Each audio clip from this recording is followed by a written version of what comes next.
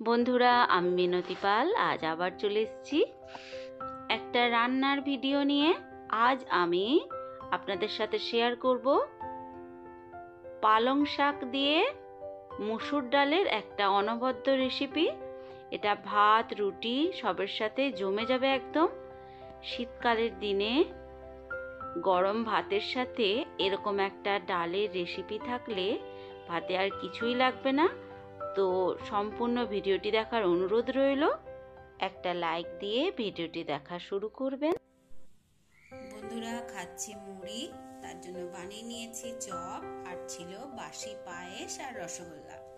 তো এই নিয়ে আমি বসে পড়েছি জলখাবার খাওয়ার জন্য। তো বাঙালির খুব প্রিয় এই মুড়ি আর চপ, তার সাথে লঙ্কা আর পেঁয়াজ নিয়ে নিয়েছি। তো আপনারা দেখতে থাকুন। আর এই যে থালাটা দেখছেন, এর মধ্যে চপের মশলাটা আমি মাখিয়েছিলাম, কিছুটা মশলা লেগে আছে, তাই এই থালার মধ্যে আমি মুড়ি নিয়ে নিয়েছি।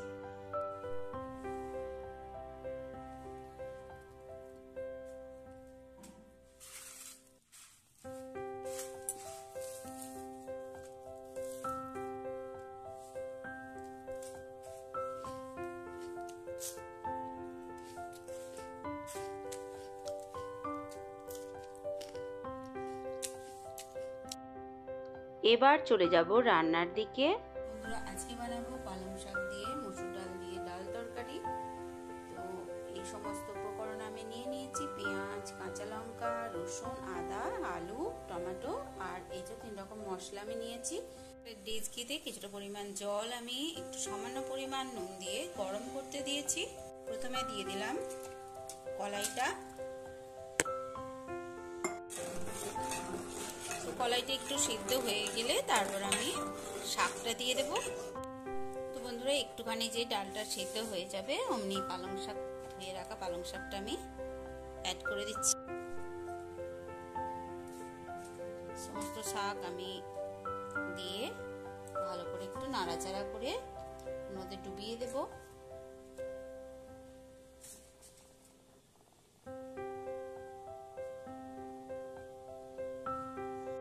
তো এটা চন্দ্রমুখী আলু, তাই আমি একটু দেরিতে দিলাম। আর যদি এমনি অন্য কোনো আলু হয় তাহলে ডালের সাথে দিয়ে দেবেন। একটু পাতলা পাতলা করে কেটেছি যাতে তাড়াতাড়ি সিদ্ধ হয়েও যায়। আর চন্দ্রমুখী আলু একটুখানি ফুটলেই এটা একদম সেদ্ধ হয়ে যাবে। শীতের দিনে ঝটপট এক পাকে বানিয়ে ফেলতে এরকম অনবদ্য একটা ডালের রেসিপি করে নিতেই পারেন। পালং শাকের তো অনেক রকম রেসিপি বানিয়ে খান, তো একবার এইভাবে মসুর ডাল দিয়ে বানিয়ে দেখতে পারেন। আর যারা মসুর ডাল খান না, তার পরিবর্তে তারা মুগ ডাল দিয়েও এইভাবেই বানিয়ে খেতে পারেন। যারা পেঁয়াজ রসুন খাবেন না, তারা পেঁয়াজ রসুনটা স্কিপ করে বাকি মশলা দিয়ে বানাতে পারেন, এতেও দুর্দান্ত লাগবে। তো বন্ধুরা, ডালটা সিদ্ধ হয়ে গেছে, আমি নামিয়ে নিয়েছি। কড়া বসিয়ে নিয়েছি, তার মধ্যে দিয়ে দিয়েছি কিছুটা পরিমাণ সর্ষের তেল। তেল গরম হয়ে গেছে, এবার শুকনো লঙ্কাটা ফোড়ন দিয়ে দিচ্ছি কিছুটা পরিমাণ পাঁচফোড়ন। আপনারা চাইলে এখানে জিরের ফোড়নও দিতে পারেন। আমার হাতের কাছে পাঁচফোড়ন ছিল, তাই আমি পাঁচফোড়নে দিয়ে দিলাম। যে আদা রসুনটা আমি রেখেছিলাম সেটা আমি গ্রেটারের সাহায্যে গ্রেট করে নিয়েছি।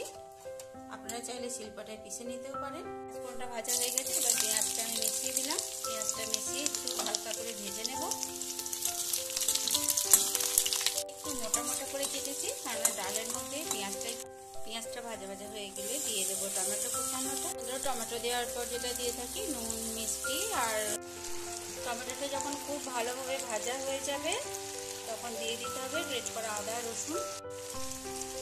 তো গ্রেট করা আদা রসুন দিয়ে আবারও ভালোভাবে ভেজে নিচ্ছি। তো টমেটোটাকে একবারে মেল্ট হয়ে যাওয়া পর্যন্ত অপেক্ষা করতে হবে।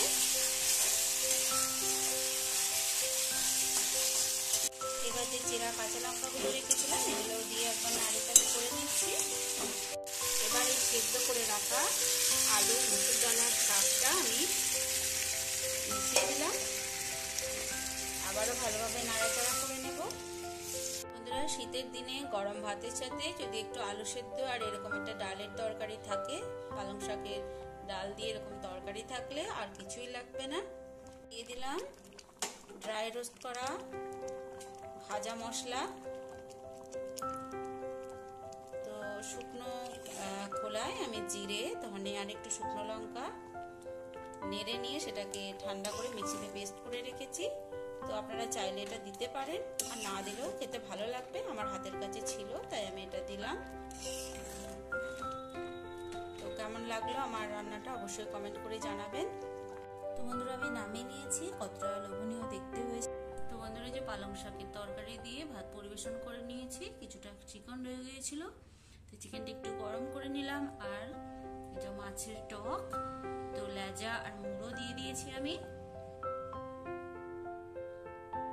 তো কেমন লাগলো অবশ্যই কমেন্ট করে জানাবেন, পাশে থাকার অনুরোধ রইল। তবে আজ এই পর্যন্ত, সবাই খুব ভালো থাকবেন, সুস্থ থাকবেন আর আমার পাশে থাকবেন। এতক্ষণ সাথে থাকার জন্য অসংখ্য ধন্যবাদ।